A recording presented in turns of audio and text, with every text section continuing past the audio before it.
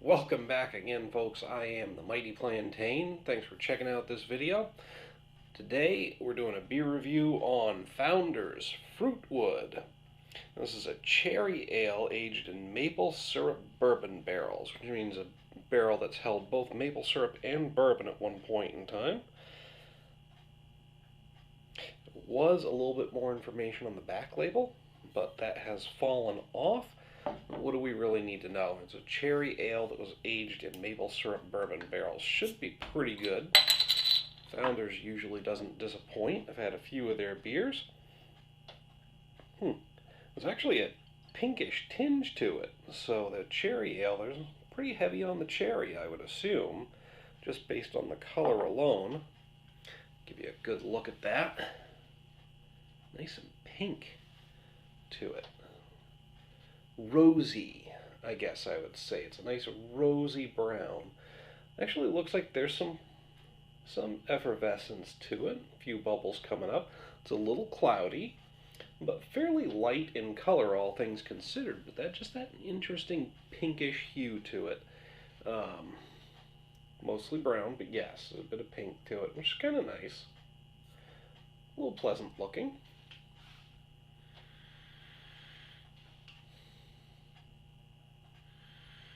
I smell bourbon and wood right up front. Maybe a little bit of maple and a hint of cherry in the aroma as well. So all those things that they're talking about that should be in the flavor are actually coming through in the aroma. That's pretty promising.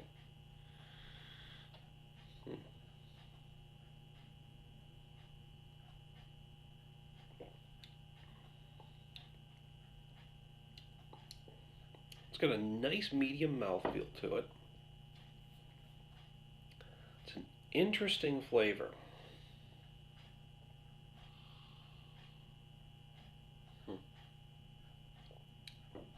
It's pretty high in the alcohol by volume, I'm assuming, based on the flavor. I'm getting that high ABV tang. I'm picking up some subtle notes of bourbon and charred wood.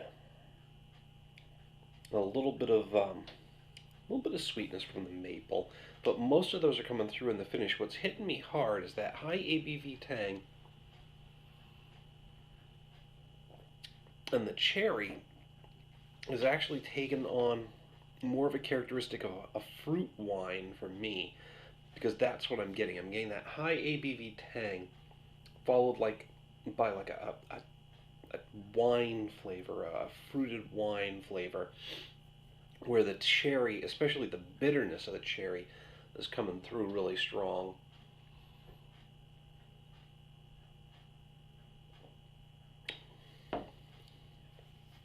Yeah, and then it's hitting me again in the finish. Um, Personally, not a fan.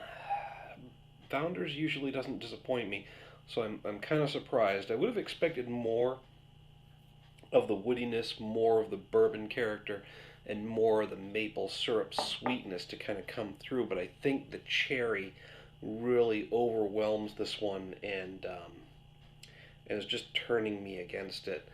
Like I said, I'm getting that tang from the high ABV, and it's the bitterness of the cherry is coming through more for me than any of the sweetness.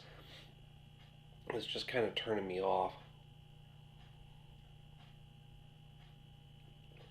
That being said, personally, I gotta put this at a 2 out of 5. I hate to do that to a Founders brew, but again, it's just my opinion. I'm not liking it that much. It's just turning me off.